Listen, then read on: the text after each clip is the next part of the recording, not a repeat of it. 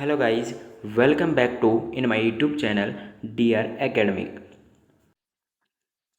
आज की इस वीडियो में हम पढ़ने वाले हैं हाफ रेक्टिफायर के बारे में, यानी अर्ध तरंग दृष्टिकारी के बारे में कि ये जो अर्ध तरंग दृष्टिकारी है वो होता क्या है।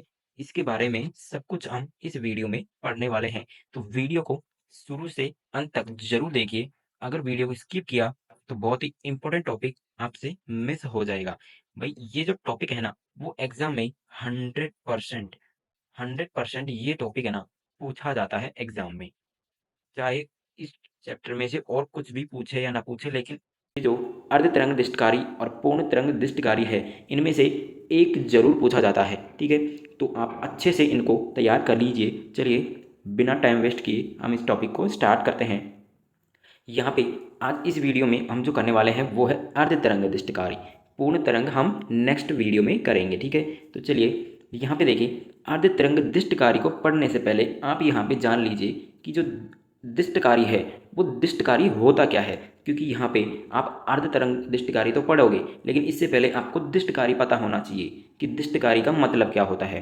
तो यहाँ पे देखिए, दृष्टिकारी क्या होता है कि प्रत्यावर्ती धारा स्रोत यानी कि एसी करंट सोर्स जो उसको दिष्ट धारा में यानी कि डीसी करंट में चेंज करने की प्रक्रिया यानी परिवर्तित करने की प्रक्रिया क्या होती है, दिष्टकरण होती है। और इसी उपकरण को हम क्या बोलते हैं, दिष्टकारी बोलते हैं। क्या बोलते हैं, दिष्टकारी बोलते हैं। तो आई होप कि आप लोगों को ये बात समझ में आ गई होगी कि दिष्टकारी होता क्या है। दिष्टकारी का काम क्या होता है, एसी को डीसी में चेंज करने का। तो ये होता है दिष्टकारी।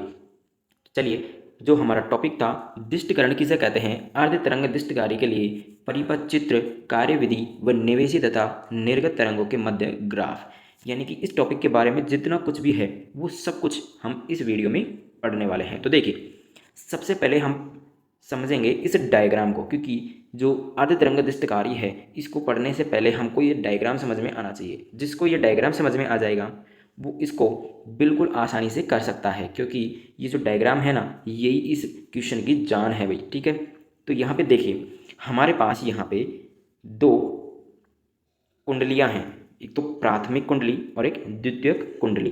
तो यहाँ पे ये जो है ये प्राथमिक कुंडली है जिसको हमने पी से रिप्रेजेंट किया है। यहाँ पे पी जो है वो थोड़ा दूर लिखा हुआ है, यहाँ पे ये पी है, यहाँ पे लिख लीजिए। ठीक है, तो ये पी जो है वो प्राथमिक कुंडली है और यहाँ पे ये जो है ये द्वितीय कुंडली है जिसको हमने एस से रिप्रेजेंट किया है। और दोनों कुंडलियाँ हैं, इनको मिला के ये बन जाता है एक ट्रांसफॉर्मर। क्या बन जाता है, ट्रांसफॉर्मर बन जाता है। ठीक है, तो यहाँ पे देखिए, जो यहाँ पे हमारे पास प्राथमिक कुंडली है इसमें ये जुड़ा होता है प्रत्यावर्ती धारा स्रोत से, यानी कि निवेशी प्रत्यावर्ती धारा स्रोत से ये जुड़ा होता है।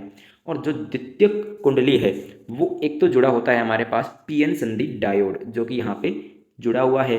और इसी के श्रेणी क्रम में जुड़ा हुआ होता है एक लोड प्रतिरोध जिसको हमने आर एल से रिप्रेजेंट किया है। ठीक है, तो आपको डायग्राम समझ में आ गया होगा कि ये बनता कैसे है। बस आपको सिंपली ऐसे ही इस डायग्राम को बनाना है। चलिए इसके बारे में थोड़ा सा पढ़ लेते हैं।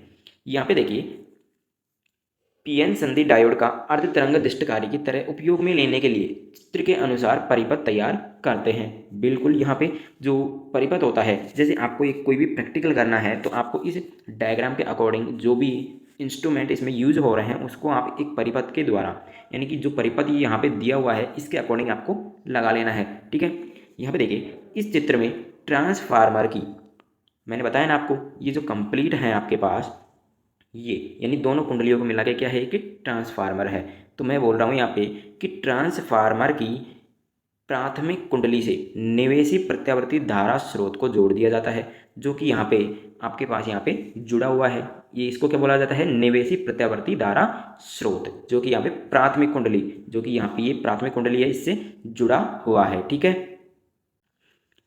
नेक्स्ट यहाँ पे देखिए, जिसका हमें दिष्टकरण करना है। क्या करना है, इसका दिष्टकरण करना है। भाई दिष्टकरण का मैंने आपको मतलब अभी बताया, एसी को डीसी में चेंज करना है। तो हमारे पास ये क्या है, एसी करंट सोर्स है। ठीक है, तो इसको हमको दिष्टकरण करना है। ट्रांसफार्मर के द्वितीय कुंडली के ए सिरे को डायोड के पी प्रकार के क्रिस्टल से, तथा डायोड क्या है यहाँ पे, जो पीएन संधि डायोड है, उसके पी प्रकार के क्रिस्टल से तथा बी सिरे को लोड प्रतिरोध RL व एन प्रकार के क्रिस्टल से जोड़ दिया जाता है। लोड प्रतिरोध के सिरे एक्स व वाई के मध्य निर्गत यानी कि जो हमारे पास आउटपुट निकल के आएगा, जो कि डीसी करंट निकल के आएगा, उसको हम प्राप्त करते हैं। ठीक है, यहाँ पे आपको समझ में आ गया होगा कि यहाँ पे जो द्वितीय कुंडली है उसको उसके ए सिरे से हमने पी प्रकार के यानी कि पी प्रकार के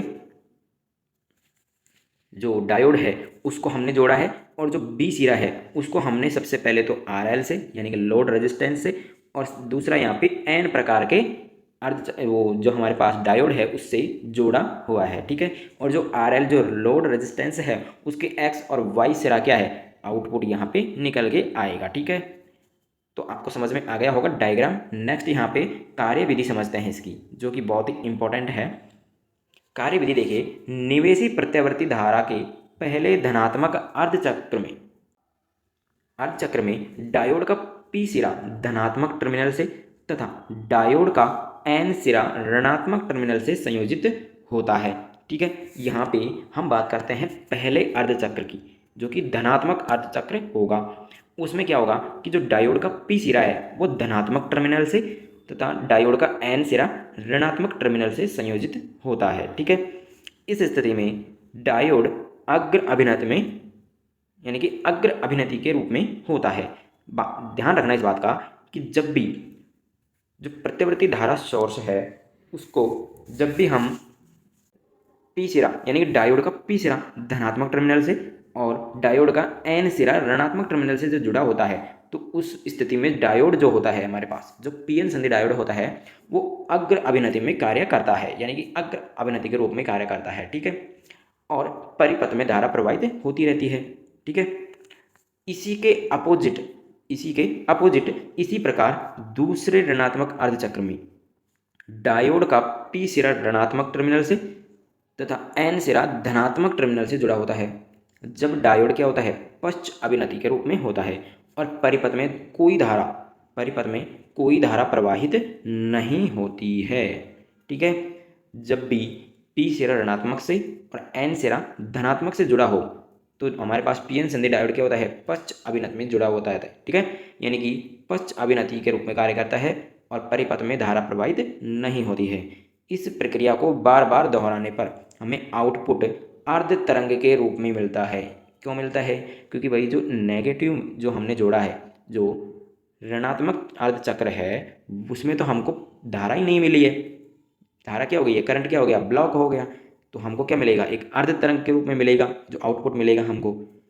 तो इसीलिए हम कह सकते हैं कि पीएन संधि डायोड अर्ध तरंग की भांति यानी अर्ध तरंग के रूप में जो अर्ध तरंग दिष्ट कार्य हम पढ़ रहे हैं उसके रूप में व्यवहार प्रदर्शित करता है। ठीक है, अब बात करते हैं इसके ग्राफ की। तो ग्राफ कुछ इस तरीके से आपको बनाने हैं। देखिए यहाँ पे मैं बता क्या रहा हूँ कि जो यहाँ पे आप जो अगर आपने अभी तक कुछ समझ में नहीं आया तो आपको ग्राफ से बिल्कुल 100% समझ में आ जाएगा। जो जो थ्योरी है आपकी ये आप इस ग्राफ से लिख सकते हो। ठीक है, तो ग्राफ में क्या दिया हुआ है देखिए, यहाँ पे ध्यान से समझना।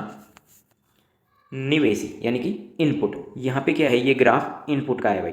ठीक है, ये क्या है, इनपुट का ग्राफ है, यानी कि जो हम एसी करंट इसको दे रहे हैं, जो ट्रांसफार्मर है उसको हम एसी करंट दे रहे हैं उसका ये ग्राफ है। तो एसी करंट जो हम दे रहे हैं वो तो क्या होगा, पूरा होगा, यानी कि प्लस माइनस सब चलेगा उसमें। ठीक है, यानी कि पूर्ण जो हमारे पास पूरा चक्र यहाँ पे चलेगा। लेकिन जो आउटपुट है वो कैसा मिलेगा हमको, धनात्मक मिलेगा। क्यों, क्योंकि भाई जब भी हम बात करते हैं ऋणात्मक की तो इसमें क्या होता है, ये जो डायोड होता है हमारे पास पीएन संधि डायोड वो क्या होता है, पश्च अभिनति में कार्य करता है, यानी कि पश्च अभिनति के रूप में कार्य करता है, जिसमें धारा जो है वो ब्लॉक हो जाती है, यानी धारा प्रवाहित ही नहीं हो पाती है इसमें। तो जब धारा ही प्रवाहित नहीं होगी तो इसका तो कोई काम ही नहीं रहा यहाँ पे ग्राफ में। ठीक है, तो हमारे पास जो धारा मिलेगी वो हमको अर्ध चक्र यानी कि ये आधा चक्र हो गया बस, फिर छूट गया, फिर आधा चक्र हो गया। ध्यान रखना इस बात का कि ग्राफ में आपको डायरेक्ट इस तरीके से नहीं बताना है आपको कि भाई ग्राफ में बता दिया आपने ये प्लस हो गया, फिर यहीं से जोड़ के ये फिर प्लस कर दिया, फिर जोड़ के यहीं से ये प्लस कर दिया, ये रॉन्ग हो जाएगा भाई। ध्यान रखना, क्योंकि आपको यहाँ पे माइनस के लिए भी जगह छोड़नी है, इतनी जगह आपको छोड़ के फिर से प्लस का बनाना होगा।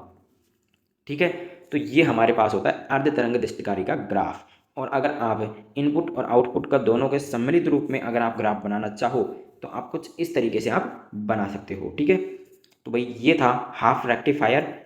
आई होप कि आप लोगों को अच्छे से समझ में आया होगा, और फिर भी कोई डाउट है तो कमेंट सेक्शन में आपका कोई भी डाउट है वो आप हमसे ज़रूर पूछिए। और नेक्स्ट वीडियो जो पूर्ण तरंग दृष्टिकारी के बारे में होने वाली है, उसके लिए आप हमारे चैनल को सब्सक्राइब कर लीजिए ताकि उस वीडियो का नोटिफिकेशन सबसे पहले आपको मिल सके। और वीडियो को लाइक ज़रूर कीजिए, शेयर करिए और अच्छा सा कमेंट ज़रूर करिए। Thank you.